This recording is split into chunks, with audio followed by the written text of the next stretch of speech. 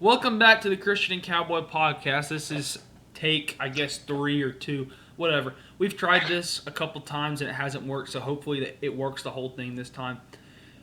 Joined as always by Cowboy. How are you doing tonight? I'm well, son. How are you? Well, it's Florida week, so that doesn't help things. No. And we have a chance of the two Tennessee football teams getting swept by two Florida football teams this week. I'll tell you what's funny about that, aside from the fact the series have taken 10 years off my life at least. Yeah. Maybe more. There was a stretch there where the Titans had Jacksonville's number big time. We still do. Yeah, pretty much. You're right. It's kind of the opposite of the Gators Vol series. Mm-hmm. But the Titans don't lose to them very often. Yeah, how we are with Jacksonville is kind of how Tennessee is with Kentucky. And how we are with the Colts is kind of how Tennessee is with Florida. I think I've told you this before. In '99, the year the Titans made the Super Bowl, Jacksonville the Jaguars lost 3 games. Didn't you say it was all of the Titans? Yeah. Yeah. So let's see. So twice in the regular season, and then they lose to them in the AFC Championship game? Yeah, they sure did. I couldn't believe it. So, the first game, they played the wild card game was that Music City Miracle thing. Mm-hmm. And that was against the Bills, I guess. Against Buffalo. And then they went to Indy, who had the home field. It was in wasn't Lucas Oil. RCA Dome? Yeah, RCA Dome. Was that Peyton's first playoffs? No, I don't believe it was. Seems like he made it. Let me think about that. Because I know he didn't make it his rookie year. No, they did the next year, and they lost in Miami in the first round. Oh, so this would be his second year in the playoffs. It was the second time around, and really nobody thought the Titans would win because they were lucky to beat Buffalo, and the Colts were awesome, and they went up there and hammered them. I mean, that started to run there. It's funny how Titans can't beat the Colts. Well, there for a while, the Colts couldn't beat the Titans about the first 4 or 5 years of Manning's career, but that obviously has changed, as everyone knows. Yeah. One thing people always say here is that the worst Titans playoff loss, in the most heartbreaking Titans loss in history, or most gut-wrenching at least, is I think the Titans finished the year 14-2. It was the year the Ravens ended up winning the Super Bowl, and we lost to the Ravens in the divisional round. How bad was that? Well, so that was the beginning of the end of Jeff Fisher in Nashville, in my opinion, because he played every game to try to win 17-14, and they did it week after week after week. And that day, Al Del Greco was the kicker. He was kind of like Vinatieri. He didn't miss. He was very reliable. And that day he missed, I think, 3 field goals. No extra points. That was back when they were chip shots. Mm-hmm. I think 3, at least 2. And all you heard all off season was Al Del Greco. I just want to say, Jeff Fisher, maybe you ought to try to score a touchdown. So, whoever you just said, this Al Del Greco, is that how you say it? He was the Titans kicker, I guess. He was the Titans kicker. Oh, okay. Yeah, he missed. That was a Studville Ravens team. The Titans were good too. I mean, they had George, and they were at their peak, and Javon Curse was still a good player. Keith Bullock, they were. Blaine Bishop was at Sage. They were good. I listen to him every morning on the way to school. Blaine Bishop. I don't think Blaine's very good already.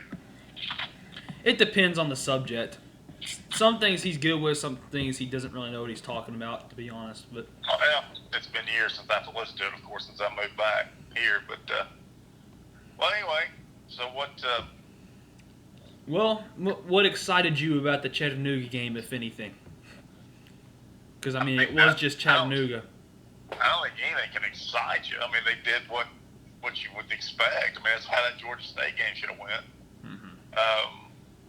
Still not wild about these running backs not breaking any big runs, but they didn't play for about a quarter, I guess, Saturday, right? Mm-hmm. So, a quarter or two, yeah.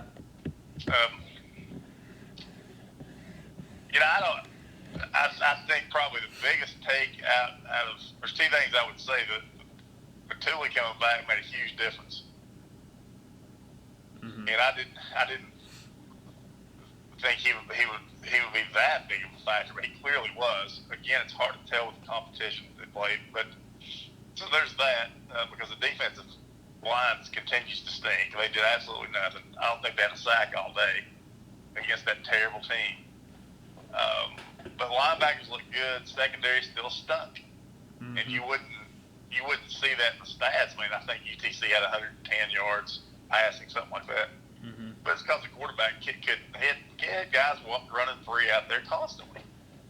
And I don't know why they benched Alontae Taylor. I mean, he hadn't played worth a damn all year. Yeah, but, and obviously the BYU play. I mean, I think they got to put him back out there. I don't know if he's in the doghouse. Something was said after the game. I mean, I don't know, but what I saw the other day, I mean, Nigel Warrior had that interception, but that, so what? I mean, look, he never seems to be where he should be. Hey, you know what I just thought of? Jeremy Banks has as many interceptions in his career as Nigel Warrior does. Yeah, he leads the team, I guess, with two, yeah. right? Yeah. Yep. So, offensive line is looking better. I mean, they brought in a new starting lineup with trying to think of who. I can't remember the lineman's names that well, but Darnell Wright, I guess. What's the other dude's name? Yeah, I'm not good with remembering the lineman's name either. So Darnell Wright. Crouch is a D lineman, right? Crouch. Cool. Yeah, he is. Yeah, okay, I thought he was. Let me think about this a minute. So, Darnell Wright was, of course, at right guard. A guy, Brandon Kennedy. Brandon Kennedy's at center. Yeah, Sharonjan Calvert, Calvert. And it looked a lot better. I mean, I guess they've got Trey Smith at left guard. So, I mean, I don't know. I mean, it's a better offensive line than we've seen the last 3 years. I don't think there's any doubt about that. Is it enough to handle Florida? I mean, I doubt it, but it might be. Yeah, probably not. But we all know Kyle Trask will look like a Heisman winner against us because it's us. I mean, probably. I mean, you got to – ideally, you get a kid that's not – I told you this other night, we tried to get this done. He's not started a game at quarterback since he's in middle school. See, I read it that he hasn't started a game at quarterback since he was a freshman in high school. Okay. So, either way, it's still a long time. Yeah. I mean, and you asked the question, and I don't have an answer. How in the world he gets a scholarship in Florida? It's beyond me. But he must be a good enough athlete to overcome it. But, I mean, ideally, you get a guy with his first start. I mean, you just pound him with pressure. We don't know anybody can do that. I mean, the only way you can get pressure with Tennessee is to send blitzes. And I'd be inclined to probably try that strategy as a game plan, but your secondary's got to hold up. Mainly with Toa Toa. If you're going to blitz one of those linebackers, send Toa Toa every time, in my opinion. Because he's clearly your best linebacker. So. Well, he seems to be. But whatever the case, they got to put that kid on the ground and not let him get comfortable early on. They're talking about playing Emory Jones some too. We'll see. Yeah, I heard I think I saw in the game plan that they're gonna. This might have been the Saints, but either way, I think I saw that they're probably gonna roll with 2 quarterbacks this week.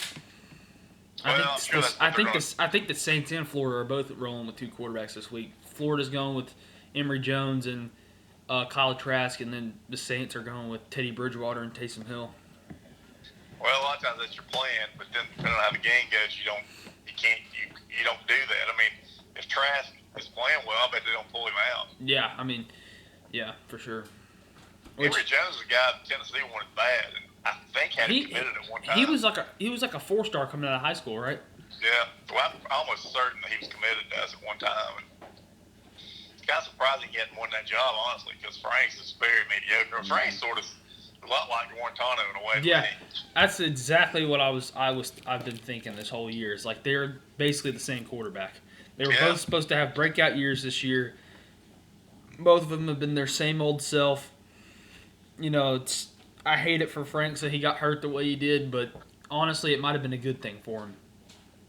I think they look like a different team once he got rolled out of there on that cart. So I don't know, man. I mean, we've had a lot of games in this series where you didn't see any hope, and really, I mean, if you win that Georgia State game and the BYU game, we probably think we can win this game.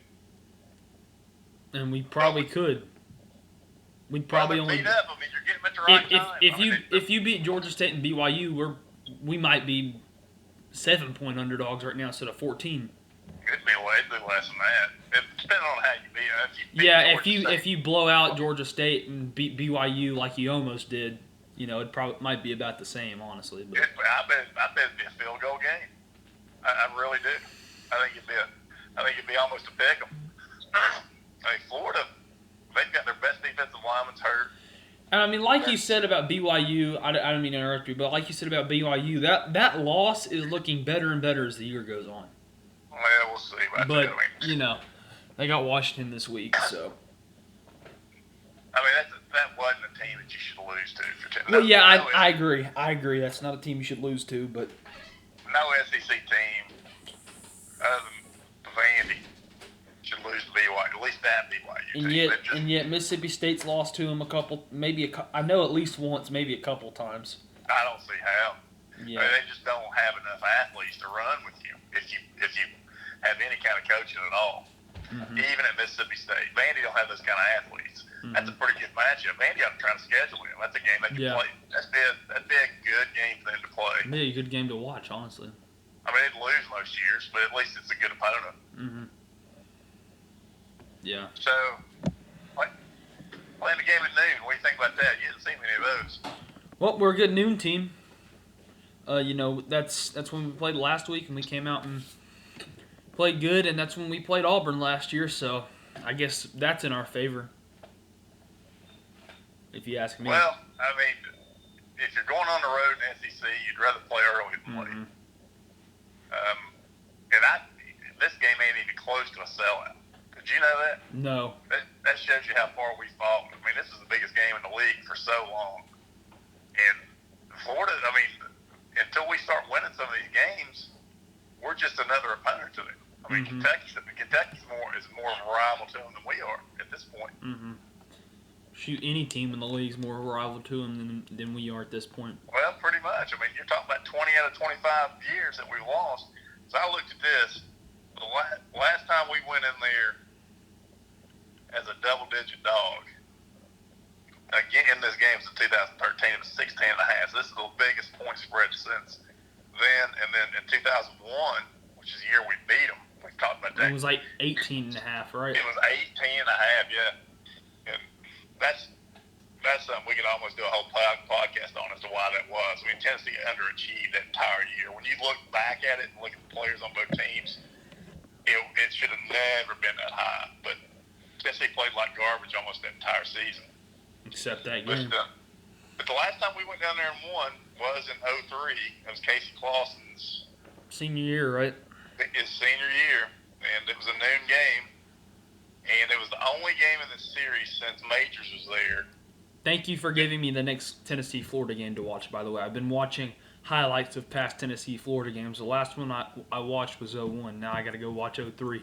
It ain't much. It's pretty boring. I mean, it's the only game in this series since Majors, since the divisional split, that we won, and really there wasn't much doubt about it from halftime on. It was just we closed the half with a Hail Mary pass to James Banks, and Jabari Davis really wore him down. He had nearly 100 yards and 2 touchdowns, and Florida just didn't have an answer. I mean, it was an easy win, if you can believe that. Mm-hmm. But we hadn't won down there since, and in fact, we've only won twice since 2003. Period. Mm-hmm. Actually, 3 times, because 2004 and 2016. Right, we've won twice since that. Twice. I got you now. My bad. So on VolQuest, couple days ago they did a top 5 Tennessee Florida games since like 1980 or something like that, and one of them was the Jabbar Gaffney game. Now I had no idea what they were talking about. Can you please explain to me what that is? Yeah, that was in. Let me think. But this was 2000. So this was after. Yeah, that's what they said. After the national championship team graduated, and Tennessee was rebuilding, and we beat the piss out of them the entire game, and kept kicking field goals. I mean, we ran it all over them, and just couldn't punch it in. A kid named A.J. Stubbs was quarterback. I don't think he had 100 yards passing. At England, right? Yeah, we get down there inside the 10 and couldn't punch it in, and then so it let them hang around, and so they get the ball with about 4 minutes left and go 90 yards, and so the last play. Gaffney was a receiver. He played for the Patriots for a long time. Grossman hit him with a pass in the end zone, and he didn't really catch it. It kind of bounced off the shoulder pads, and they gave it to him. Of course they did. One of those deals where, like, sounds about right. Like he broke the plane kind of thing, and they'll do with running backs sometimes. So it was kind of like the Pig Howard play. I mean, no. I mean, he was standing there wide open, and right as he kind of caught it, and then he got hit and it fell out. I mean, he didn't catch it. If he'd have caught the ball, he would have handed the ball to the referee because he didn't get knocked down, and he didn't catch it. But the people act like that was the end of the game. It wasn't. It was only second down. They had another 20, so they would have scored anyway. Believe me. We lost that game. It's Florida. They would have scored. We lost the game because we didn't take advantage of it. We could have been up 3 touchdowns at that point. But it was like the BYU game where we just kept kicking field goals. That was, yeah. It was I know, two completely different games probably, but BYU game we just kept kicking field goals. That's something you text me. This was way worse than that. It was about 5 of them. Will Hoyt was the kicker. I'm almost positive, and that might be a year before Will Hoyt, honestly. I was thinking he was a freshman, whatever. I mean, because Will Hoyt was the kicker in 2004. That's the only reason I know that. So so it was probably a year before Will Hoyt. But anyway, they couldn't stop us. We had over 250 yards rushing, and that's one of those stats. The team that had won the rushing battle had won every game for the last 30 meetings, and of course that's the one time. And Florida had maybe 30 yards rushing. I mean, it was ridiculous when you looked at the stats. And that's when you thought, God, Fulmer just doesn't know how to win these games. And from that point on, he really wasn't the same. I mean, even though 2001 was a big year. But then the SEC championship game. Yeah, it started going downhill from that point on. A little bit each year. Yeah, it's like 05. Weren't we ranked like number 4 in the preseason poll, and we went like 5 and 6? Yeah. Yeah. If obviously I was alive at that time, but if I was,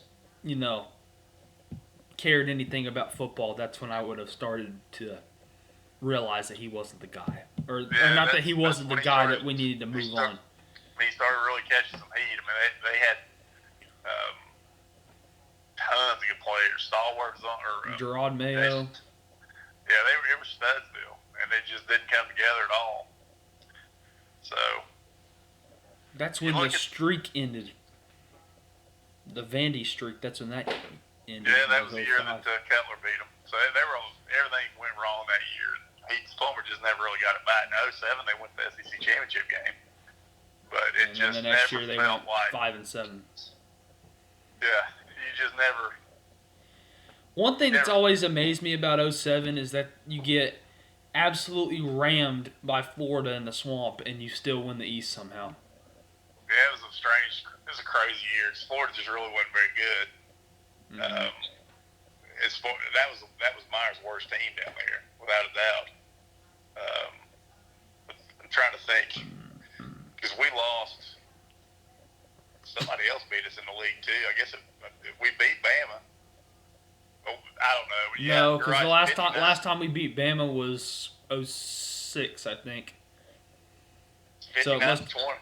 59-20 was the score. Yeah, that was probably the worst point differential game of any of these games. So yeah, I guess the last time we beat Bama was 06. So I guess the two conference games we lost that year were Bama and Florida. Seemed like Florida lost to LSU. I think Georgia got them that year, but then Georgia lost to Auburn, and I think they got. So Bama basically, everyone beat up on each other. Yeah, it was just one of those things. There was a 3-way tie, and we won the tiebreak. I can't remember how, but we played Auburn pretty good. That was a great Auburn team. I mean, it was loaded. And I thought we played LSU. yeah, I'm sorry, you're right. 04 was Auburn. 04 was Auburn, yeah. And would have won that game if Ainge threw an interception inside the 20. What, 04 or 07? 07 against LSU. 04, that Auburn team was undefeated, but they didn't get to play in the championship game, right? Yeah, that's what killed the BCS to start the playoff. That never happened today with an SEC team. What happened there was it was USC and Oklahoma, I believe. Yeah, it was. Yeah, that sounds right. And what happened, what killed Auburn, it's kind of crazy. The year before, Southern Cal had beat Auburn at Auburn pretty easily. And people were like, well, they've already beat them. I'm like, it's two different teams. Yeah. It's a different season. That don't mean anything. And USC, if they played them on the neutral site, you never know anyway. So Auburn's really good. Southern Cal was. At that point, man, they were like Bama is now. Mm-hmm. I don't think you can quibble with it. The problem was they just had two teams to get in, and today they'd be in the top four for sure. But the BCS was fun while it lasted, but I'm glad we have the playoff now because that's. I don't know. I like it in a way, but I like there's pros and cons to both of them if you ask me, because the BCS made bowl games more meaningful, and the playoff just makes. That's the thing about the playoff that I don't like is these bowl games don't mean anything. No, they're scrimmages. Mm-hmm. I don't even want to watch them. It used to be. I'd even argue. I'd rather go back to when you didn't have any kind of a playoff where you just had bowl time. See, it used to be. Or like in the 80s and early 90s.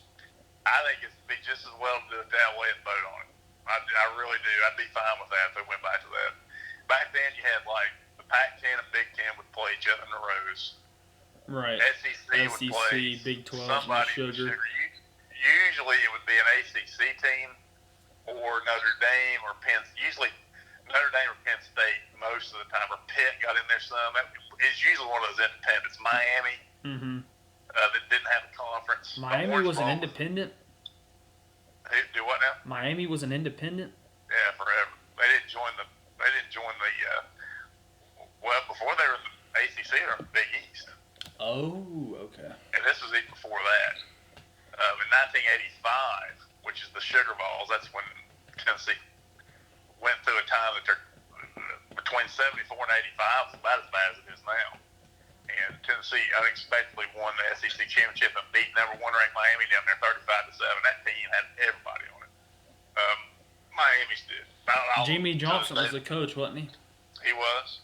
Yeah, Michael Irvin was on that team. Testaverde, Melvin Bratton. Guys, probably people listening wouldn't have any idea on top of that. But yeah, look at their roster, and a bunch of them went and played in the NFL. Yeah, Tennessee didn't have it. That Sugar Bowl is probably one of my favorite games to go back and watch sometimes. I just go back and watch the highlights of that game sometimes just because it's.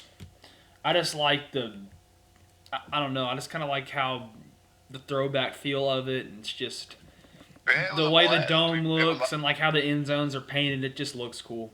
It was great. That felt like we won the national title that year. Mm-hmm. It really did. It just winning that game. We had 2 ties that year. That's another reason I like to watch it is because it shows me how it was back in the day when bowl games actually meant something. They were huge. Some of them were. Some weren't. But one thing it's like the New Year's Six nowadays. Those are the only games that even mean anything. But those don't mean anything either. Well, those are the best ones. Are you telling me the Peach Bowl for Florida didn't mean anything last year? No, I don't think it did. And Well, I think it's still too early to determine that right now. Back in that time, the Peach Bowl wasn't anything. It was you had four main bowls: cotton, rose, sugar, and orange. And then the Fiesta Bowl started becoming a thing. So that was your 5 bowls on New Year's Day. Now, not every one of them mattered, but usually they did some. Because about every team in there had lost 1 or 2 games at most. So just depending on what happened in some of the other games, every game could potentially be a national title game. Mm-hmm. You just never. It was neat. I mean, you watched them, and now I don't watch any of them. I don't see the point in it. Mm-hmm. Well, we've kind of gotten off track here, but anyway, do you want to go ahead and do our picks? Yeah, we've talked enough about this. I mean, there's nothing more to say. Here, how about we do this? Do you want to give a score prediction for Tennessee, Florida? Or no? Yeah,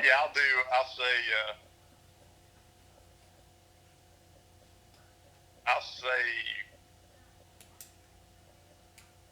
24-14 Florida. Well, I'm with you. I'm going 31-21 Florida. So, I guess we both have us losing by 10. So we're going to pick Tennessee to cover. I guess we're doing that, yeah.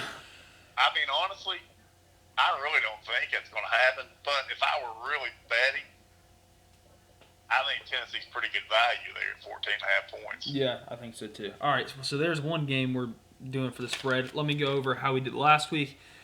Yeah, not a good week for either of us last week. I went 1-4 last week, and I'm 7-8 on the year now for our picks against the spread.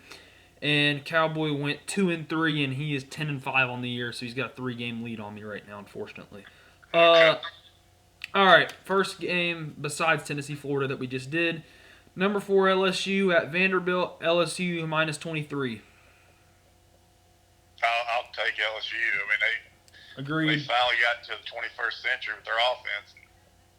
They looked like a real threat to Alabama this year. All right. And I'll just say this, the Vandy's looked awful. Yeah, I know. Terrible.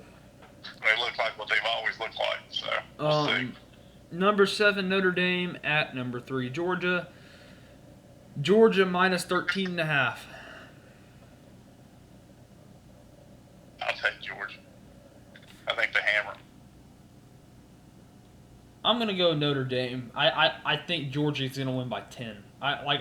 So that's the only reason why. Because I'd say the final score of that game will probably be about what Tennessee Florida is, somewhere 31-21, 34-24, something like that. This is where you get into trouble gambling too. That's the kind of game where it's either gonna be a blowout or it's gonna come down to the last possession. No, it's where Georgia could be winning by 20. Yeah. Notre Dame goes on some garbage drive like South Carolina did against Bama last week, where you got your subs in and then they cover with a minute and a half to go, or less. Yeah, that was the first thing on Bad Beats the other day on SVP. I would not bet that game. I would consider betting Tennessee. I would not bet Georgia or Notre Dame either way. Yeah. Number 16 Oregon at Stanford. Oregon minus 10. Stanford's been pretty bad, hasn't they? Yeah, they kind of got blown out by UCF last week. Yeah, that's right. Yeah, I'll take Oregon. You know what? Give me a motivated Stanford team to keep it close just because they're playing Oregon. Well, maybe, but I got Oregon winning outright, obviously, but I think Stanford can keep that game close. All right. And then the last one, number 22 Washington at BYU. Washington minus 6. Is that right? On the road, huh? Yep. I'd say BYU's ready to come back down to earth myself. But Washington's going to win on the road by more than 6. Mm-hmm. Jeez. I'm taking all favorites here. I'm gonna stick with it. Go with Washington to cover. Well, this is good to know. We've got a lot of disagreements this week because my normal viewers will see in my picks later this week, probably tomorrow.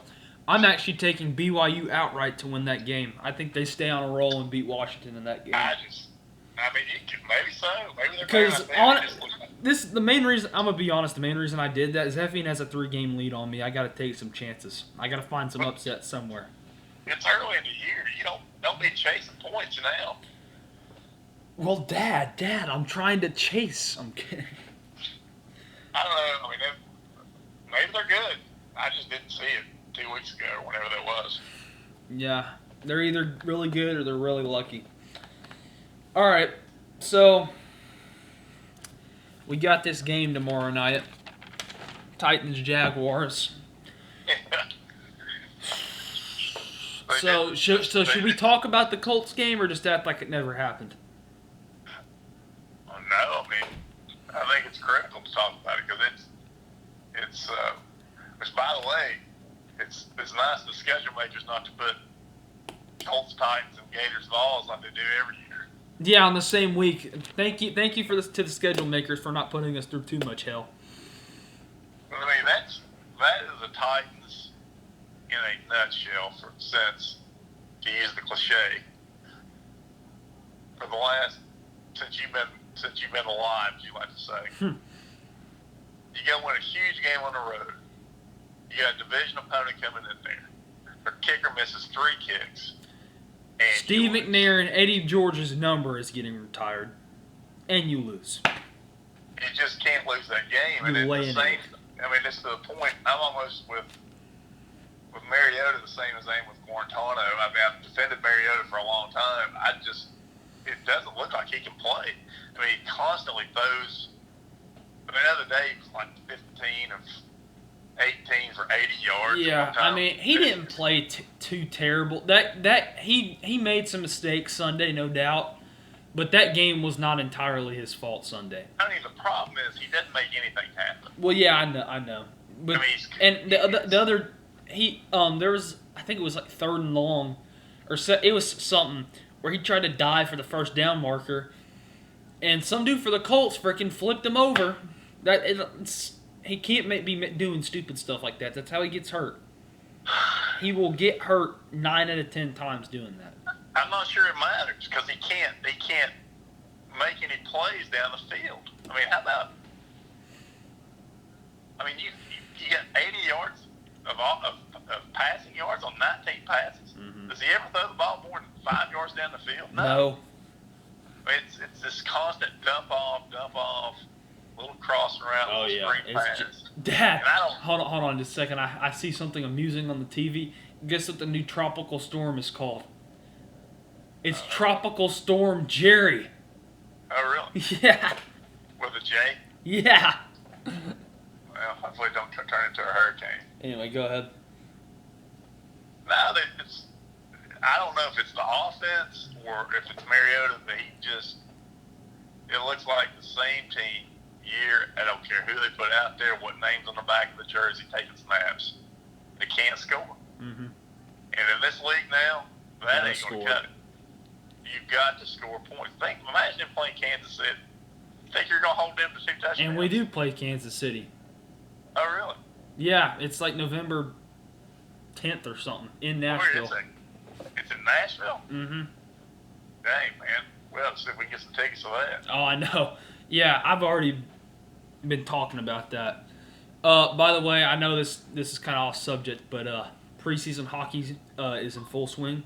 I saw that before you called. I meant to ask you about that. Yeah, we beat the Panthers twice. We had that annual game where we always had the Panthers where we play them twice, and we beat them both games. And yeah, me and Patrick are trying to figure out a game. Me and him are going to go to a game together this year. We're just trying to figure out which one we want to go to. We're looking at those hockey players, those basketball players. Hell, it's year round pretty much. Yeah. They just stop playing. Well, the season starts like the first week of October for hockey. Right, that's 2 weeks from now. Yeah. I mean, they just Caps Blues. They just had the Stanley Cup. Hockey is back. Is the NBA practicing already too? I don't know. I think NBA here. I'm gonna look it up real quick. I'm pretty sure NBA doesn't start till like. It's about 2 weeks later. Yeah, Normally. yeah. That's what I think it is. NBA scores. Both those leagues just have too many games. It's worse than baseball, if you ask me.